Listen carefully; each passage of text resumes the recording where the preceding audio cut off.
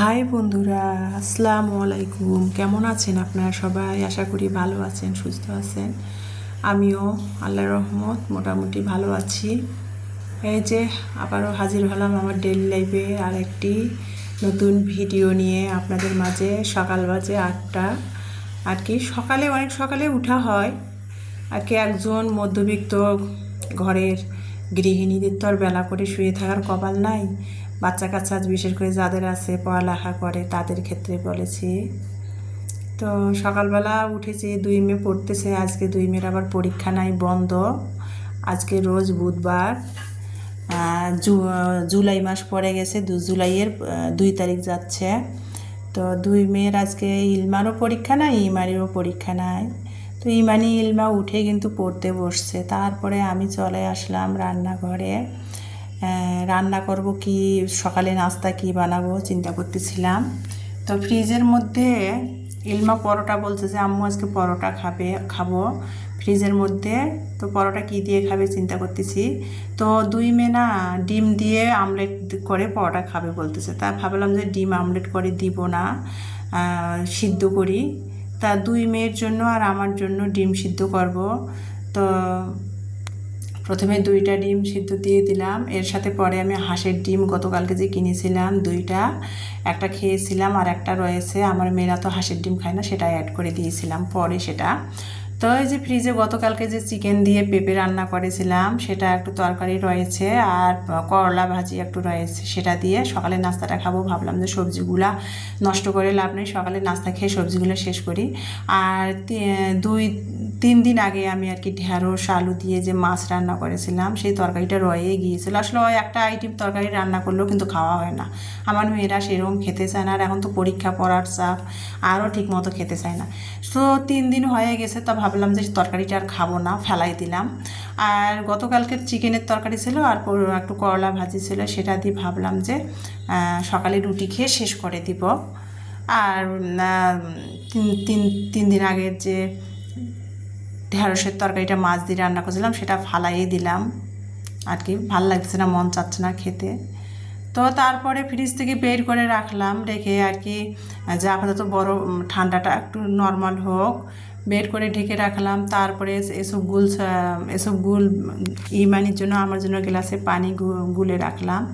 আর সকালে যে গতকালকে কাপড়গুলো রাফুজের বারান্দায় কেচে দেওয়া হয়েছিল সেগুলো তুলে গোছাচ্ছি। আর যেটা বলতেছিলাম আপনাদের আর কি বলবো বলেন, পারিবারিক বললেন নাকি কথা ছড়ায়, আর না বললে কথা একটু হয়ে থাকে। তো যেটা বলতেছিলাম, একজন সংসারে সাধারণ একটা পরিবারের গৃহিণীদের, একটা সাধারণ পরিবারে একটা সংসারে গৃহিণীদের কথা বলি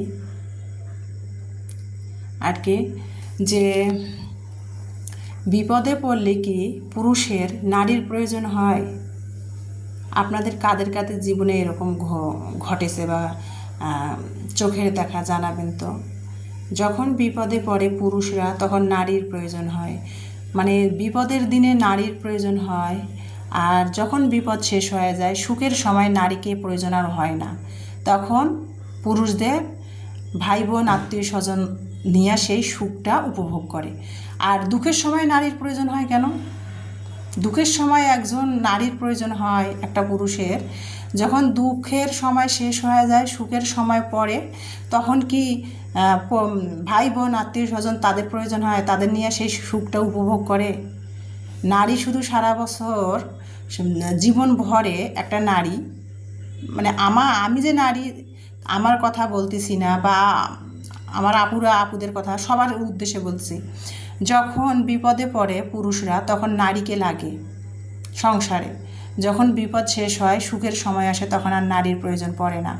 একটা সংসারে একটা গৃহিণী সংসারে যে স্যাক্রিফাইস করে, নানান ধরনের স্যাক্রিফাইস করে সংসারে, তখন প্রয়োজন হয়, স্যাক্রিফাইস করার ক্ষেত্রে প্রয়োজন হয় যখন সেই সময়টা শেষ হয়ে যায়, সুখের সময় আসে, তখন আর সেই কথাগুলো ভুলে যায় যে সংসারে সেই নারীটা আর একটা পুরুষের কত অবদান ছিল, সংসারে সেই নারীটা কত স্যাক্রিফাইস করে, সেটা পুরুষরা কি ভুলে যায়? কাদের কাদের জীবনে এরকম হয় জানাবেন তো প্লিজ। আমি তো মনে করি আমরা নারী আমাদের সবারই জীবনে এরকম হয়। একটা পুরুষের একটা সংসারে, একটা পরিবারে, একটা সংসারে বিপদে পড়লে একটা নারীর স্যাক্রিফাইস করতে হবে, একটা নারীকে কষ্ট করতে হবে, যত রকমের সমস্যার সম্মুখীন হতে হবে। যখন সেই সমস্যার সমাধানটা হয়ে যায়, একটু সুখের মুখ দেখা শুরু হয়, তখন সেই নারীর অবদানটা ভুলে যায় পুরুষরা বিশেষ করে। তখন তাদের ভাই বোন আত্মীয় স্বজনকে নিয়ে তারা সেই সুখটাকে সেলিব্রেট করে। কেন এটা হয় আমি সেটাই আর কি, যে নারীরা এতই অবলা। এই যে বলা হয় নারীকে নিয়ে 8ই মার্চ না আন্তর্জাতিক নারী দিবস পালন করা হয়, নারীদের অধিকার দেওয়া হয়েছে, আজও কি আপনাদের কাছে আমার এটাই প্রশ্ন, আজও কি নারীরা অধিকার পেয়েছে? আপনারা কমেন্টে জানাবেন তো, নারীরা কি আজও কি অধিকার পেয়েছে? নারীরা যে 8ই মার্চ আন্তর্জাতিক নারী দিবস পালিত হয়, আসলে কি নারীরা এখনও সেই অধিকারটা পেয়েছে? আমার মনে হয় তো না। 8ই মার্চ যে আন্তর্জাতিক নারী দিবসটা পালিত হয় এটা ভুল, আইওয়াশ। নারীরা কোনো অধিকার পায় নাই এখনও ঘরে ঘরে কোনায় কানায় নারীরা অত্যাচারিত হচ্ছে, নির্যাতিত হচ্ছে আমার জানা মতে। মানে কেউ বললে কথা ছড়ায়, আর না বললে কথা একটু হয়ে মনের ভিতরে থাকে, বাষ্পবন্দি হয়ে থাকে। নারীরা যখন বলতে যায়, পারিবারিক কথা বলে, সবার কাছে হালকা হতে চায়, তখন সেটা ভাইরাল হয়ে যায়, পাবলিক প্লেস হয়ে যায়। আর যখন বলে না, বাস্কের ভিতর বন্দি হয়ে থাকে।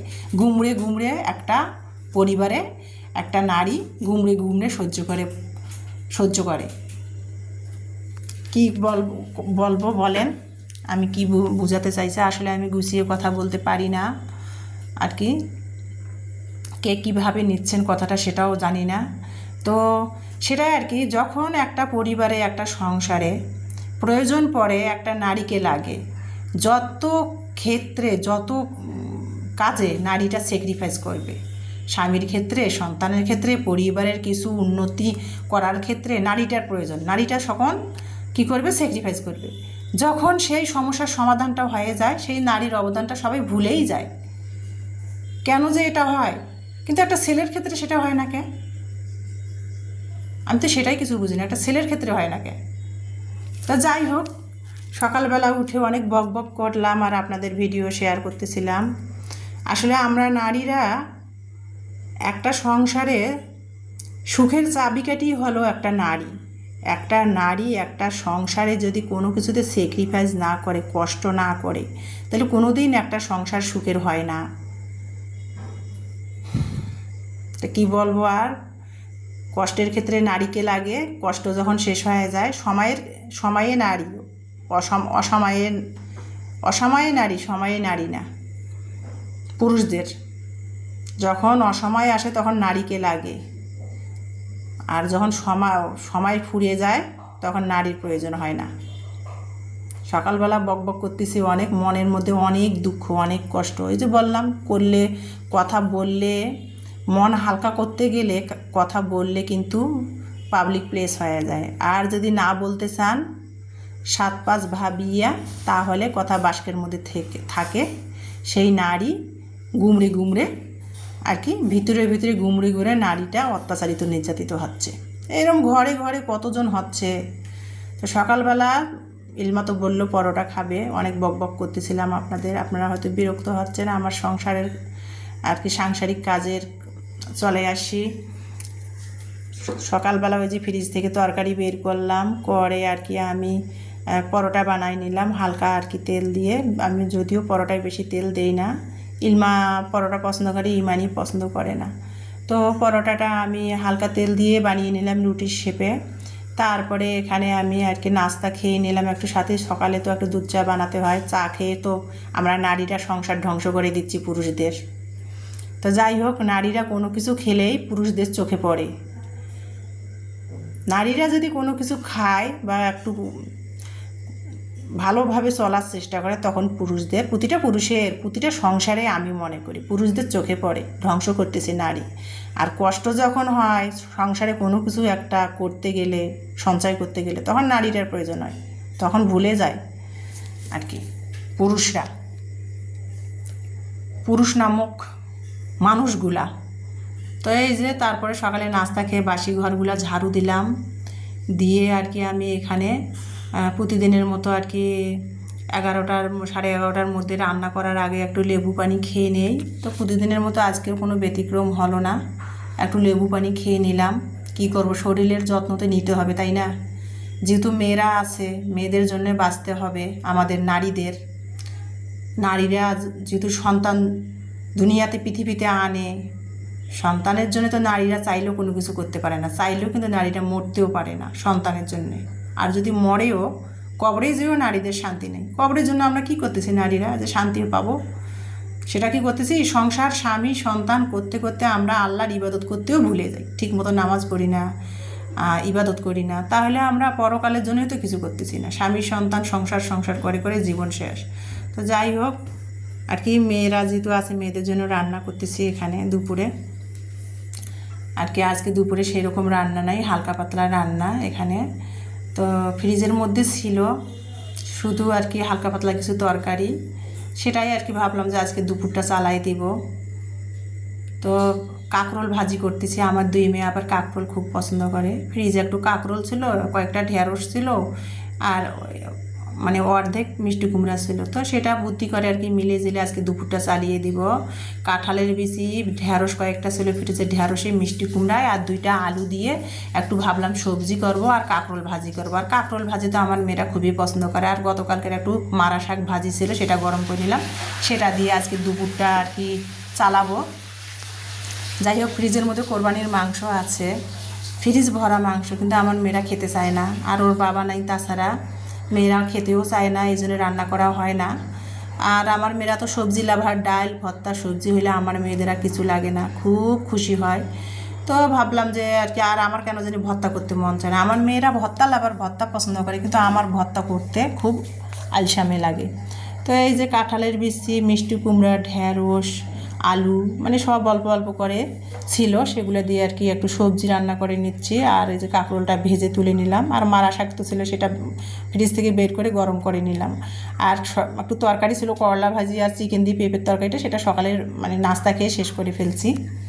তো এটাই আর কি দুপুরের রান্না আমার। আর তো কী বলবো, তরকারিতে কি রেগুলার মশলা যেগুলো দেওয়ার সবজিতে সেগুলো দিলাম, আর একটু ভাজা ধনিয়ার গুঁড়া দিয়েছি এখানে আমি, যেহেতু মিষ্টি কুমড়া। আর আমার মা না মিষ্টি কুমড়ার তরকারিতে ভাজা ধনিয়ার গুঁড়াটা দেয়, খুবই ভালো লাগে। মিষ্টি কুমড়ার তরকারি যে যা দিয়ে রাঁধেন, যদি আপনার মাংস দিয়ে রাঁধেন তাও ভাজা ধনিয়ার গুঁড়া দিবে, আর এমনি রাঁধলে ভাজা ধনিয়ার গুঁড়া দেয়। আমিও সেটাই করলাম, ভাজা ধনিয়ার গুঁড়াটা একটু দিচ্ছি মিষ্টি কুমড়ার তরকারিতে দিয়ে। তার কি নুন ঝাল সব পারফেক্ট ছিল দেখে নামাই নিলাম সবজিটা, আর এগুলার মশলা যেগুলো তরকারিতে দেয় সেগুলাই দিয়ে দিয়েছি।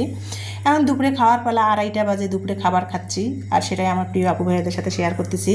মনের দুঃখ অনেক বকবক করলাম শুরু থেকেই, আর কি কিছুই বুঝাতে পারলাম না আর ডেইলি লাইফে কী কী করলাম। তো ভিডিওটা মনোযোগ দিয়ে দেখলেই বুঝতে পারবেন কী কী করলাম।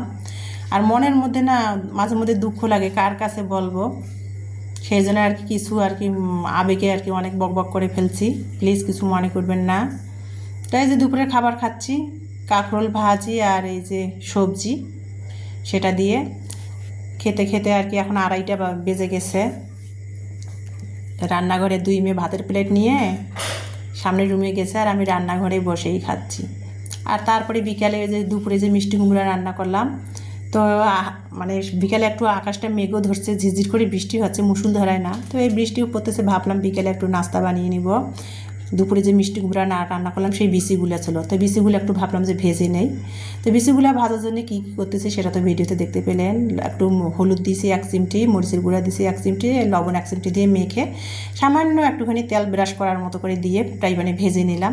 তো মিষ্টি কুমড়ার বিচিগুলো শুধু ভাজবো, ভাবলাম একটু চালও ভেজে নেই। 1 মুঠো চাল নিয়েছি, আর একটুখানি 1 চিমটি লবণ দিয়ে আর একটু পানি ছিটা দিয়ে চালটা মেখে নিয়ে চালটাও ভেজে নিলাম। আর বিকালে এইটা নাস্তা খাবো। আর যে একটুখানি বৃষ্টি বাদল পড়লে না হঠাৎ করে না ছোটোবেলায় ফিরে যাইতে মন চায়। ছোটোবেলায় এগুলো খুব খাইতাম, যখন মুষলধারায় বৃষ্টি হইতো, চাল ভাজা, কালাই ভাজা খেতে কিন্তু খুবই মজা লাগে। তারপরে মা খাচ্ছি, আর ভিডিওটা এখানে সমাপ্তি দিলাম।